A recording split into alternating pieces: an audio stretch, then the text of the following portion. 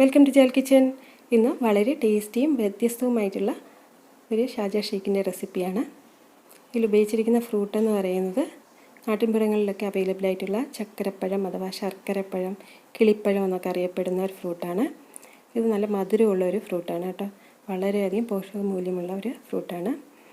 അപ്പോൾ ഇത് അതിൻ്റെ അകഭാഗം ഞാൻ കട്ട് ചെയ്ത് കാണിക്കാം. നല്ല മാംസളമായിട്ടുള്ളൊരു അകഭാഗമാണ്. വെറുതെ കഴിക്കാനും നല്ല ടേസ്റ്റാണ് കേട്ടോ. അപ്പോൾ ഇത് വെച്ചിട്ട് നമുക്ക് ഒരു ഷാർജ ഷേക്ക് എങ്ങനെ ഉണ്ടാക്കിയെടുക്കാമെന്ന് നോക്കാം. ഈ ഫ്രൂട്ട് അറിഞ്ഞുകൂടാത്തവർക്കായിട്ട് ഞാൻ അതിൻ്റെ ക്ലോസപ്പ് പിക്ചർ ഇതിനകത്തേക്ക് കാണിക്കുന്നുണ്ട്. ഇത് വെച്ചിട്ട് എങ്ങനെ ഷാർജ ഷേക്ക് ഉണ്ടാക്കാമെന്ന് നോക്കാം. ഇതിലേക്കായിട്ട് ഒരു മിക്സർ ജാറിലേക്ക് കുറച്ച് നട്ട്സ് എടുത്ത് അതൊന്ന് തരിതരിയായിട്ട് പൊടിച്ചെടുക്കുക.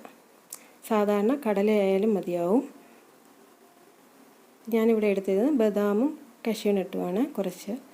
അപ്പോൾ അത് ഞാൻ തരിയായിട്ട് പൊടിച്ചെടുത്തിട്ടുണ്ട്. പിന്നെ ഞാൻ നേരത്തെ 2 ഗ്ലാസ് പാലെടുത്തിട്ട് അതിൽ കുറച്ച് ഐസ് ട്രേയിൽ ഒഴിച്ച് വെച്ചു. ബാക്കിയുള്ളത് ഗ്ലാസ്സിൽ തന്നെ അങ്ങ് സെറ്റ് ചെയ്യാനായിട്ട് വെച്ചു. ഒരു 3 മണിക്കൂറോളം വെച്ചപ്പോഴേക്കും ഇത് സെറ്റായി കിട്ടി. കവർ പാൽ ഉപയോഗിക്കുന്നവർ ആ കവറിൽ തന്നെ അങ്ങ് സെറ്റ് ചെയ്യാനായിട്ട് വെച്ചാൽ മതിയാവും.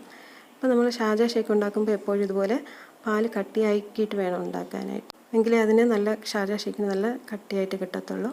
പാൽക്കട്ട നമുക്ക് ഇതിലേക്ക് ഇട്ട് കൊടുക്കാം. കവർ പാലിൽ സെറ്റ് ചെയ്തവർക്ക് അതും ജസ്റ്റ് ഒന്ന് ക്രഷ് ചെയ്തിട്ട് ഇതിലേക്ക് ഇട്ട് കൊടുക്കാം. എന്നിട്ട് ഇതിലേക്ക് കഴുകി വൃത്തിയാക്കിയ ഫ്രൂട്ട്സ് ഇട്ട് കൊടുക്കുക. കുറച്ച് ഐസ് ക്യൂബ്സ് ഇട്ട് കൊടുക്കുക. വേണമെങ്കിൽ മാത്രം അല്പം പഞ്ചസാര ചേർത്ത് കൊടുക്കാം. പഞ്ചസാര ഉപയോഗിക്കാൻ പറ്റില്ല, അത് ഹണി ചേർത്ത് കൊടുക്കാം.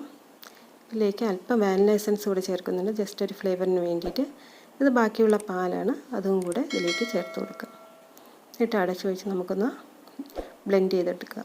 1-2 മിനിറ്റ് നല്ല ബ്ലെൻഡ് ചെയ്തെടുക്കുമ്പോഴേക്കും നമ്മുടെ സ്വാദിഷ്ടമായിട്ടുള്ള ഷാർജ ഷേക്ക് ഇവിടെ റെഡിയായി കഴിഞ്ഞു. നല്ല തിക്കായിട്ടുള്ള ഷാർജ ഷേക്ക് നമുക്കിവിടെ കിട്ടും. നമുക്കിതൊരു സർവിങ് ഗ്ലാസ്സിലേക്ക് മാറ്റാം. ഷാർജ ഷേക്ക് ഉണ്ടാക്കാനായിട്ട് നമുക്ക് ഏത് തരത്തിലുള്ള പഴം ഉപയോഗിക്കാം. അധികം പുളിപ്പില്ലാത്ത നല്ല മധുരമുള്ള ഏത് പഴം വേണമെങ്കിലും നമുക്ക് ഷാർജ ഷേക്ക് ഉണ്ടാക്കാൻ ഉപയോഗിക്കാം. അപ്പോൾ ഈ ഫ്രൂട്ട് വെച്ചിട്ടും നിങ്ങൾ ഷാർജ ഷേക്ക് ഉണ്ടാക്കി നോക്കൂ. വെറുതെ കളയണ്ട. കിളികളൊക്കെ സാധാരണ കൊത്തിക്കൊണ്ട് പോകാറാണ് പതിവല്ലേ. അപ്പോൾ ഈ ഫ്രൂട്ട് കൊണ്ട് നമുക്ക് നല്ല അടിപൊളിയായിട്ടുള്ള ഷാർജ ഷേക്ക് ഉണ്ടാക്കിയെടുക്കാം. നമുക്കൊന്ന് ജസ്റ്റ് ഒന്ന് ഫ്രൂട്ട് വെച്ചൊന്ന് ഡെക്കറേറ്റ് ചെയ്യാം. അവസാനമായിട്ട് കുറച്ച് നട്ട്സ് ക്രഷ് ചെയ്തത് നമുക്കിതൊന്ന് ഇട്ട് കൊടുക്കാം. എല്ലാവരും ഇതൊന്ന് ഉണ്ടാക്കി നോക്കുക.